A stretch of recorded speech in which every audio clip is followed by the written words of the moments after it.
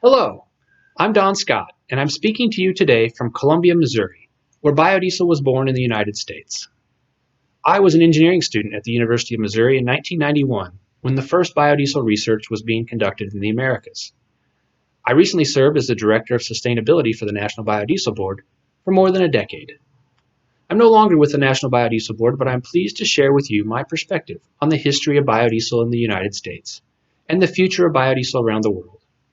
I believe that understanding the origin of this industry is key to setting the course for future growth and diversification. In 1991, soybean farmers were struggling with an excess of soybean oil. Demand for soy protein was growing. Demand for soybean oil could not keep up. Those familiar with the soybean industry know that in order to optimize feed for the livestock industry, soybeans are crushed to separate the protein meal from the oil. Soybeans are approximately 80% meal and 20% oil. They were literally running out of places to store the oil that was backing up as a result of the soybean crushing process. There was not enough consumption of oil as feed or food to utilize all that was being produced. A group of farmers had toured to Europe where they saw biodiesel being made from rapeseed oil.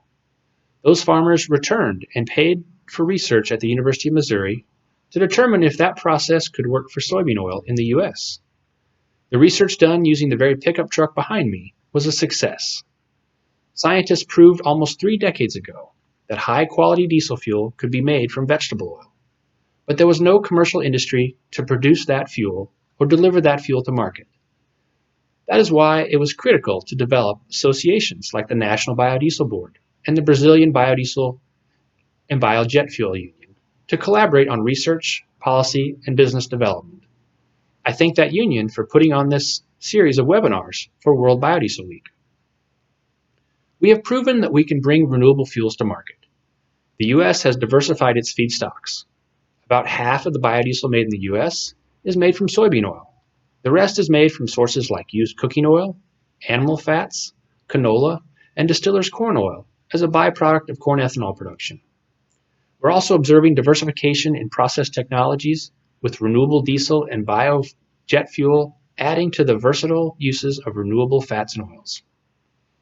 The U.S. biodiesel industry invested heavily in fuel quality, establishing specifications through ASTM International and seeking enforcement of those standards at the state and national level is key to consumer confidence and approval by diesel engine manufacturers. Biofuels must compete with petroleum, which are often low-priced due to national subsidization or geopolitical price manipulation, such as has occurred recently between Russia and Saudi Arabia. Therefore, biofuels must rely heavily on public policy. There are many benefits of biofuels, and they can sustain public policy support on the basis of local economic benefit, clean air health benefits, and sustainability benefits, including reduction of greenhouse gases.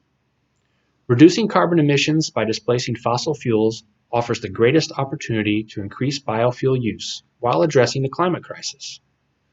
While science proves that biodiesel and renewable diesel reduce greenhouse gas emissions by 50 to 85% compared to petroleum, science needs a stronger voice in policy.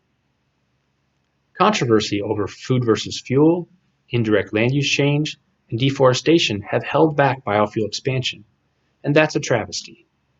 We need leadership to tout the sustainability benefits of biofuels.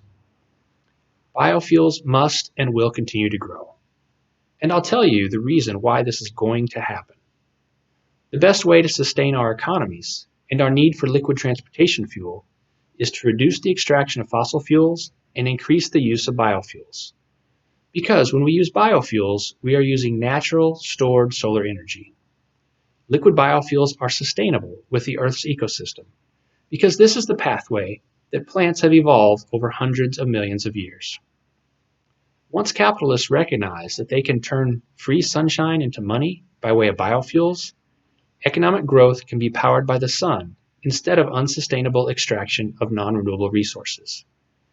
Even without the realization that we can grow new crops to produce more low-carbon biofuels, biofuels will continue to increase utilization of existing feedstocks because global population growth is increasing protein demand. When farmers grow more protein to feed the world, They coincidentally harvest more fats and carbohydrates than we can possibly consume as food. The food versus fuel myth was a lie. We need industrial uses for fats and oils and starches in order to provide the protein needed for the food supply. Food systems are also becoming more efficient. Farmers around the world are producing more food on fewer acres because they are growing crops that produce more protein per acre than older farming systems. These high-protein crops also produce increasingly high volumes of biofuel feedstock. There's so much more to tell about the virtues of biofuels. Thank you to everyone who is participating in World Biodiesel Week.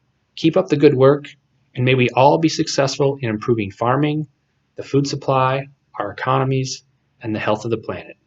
Thank you.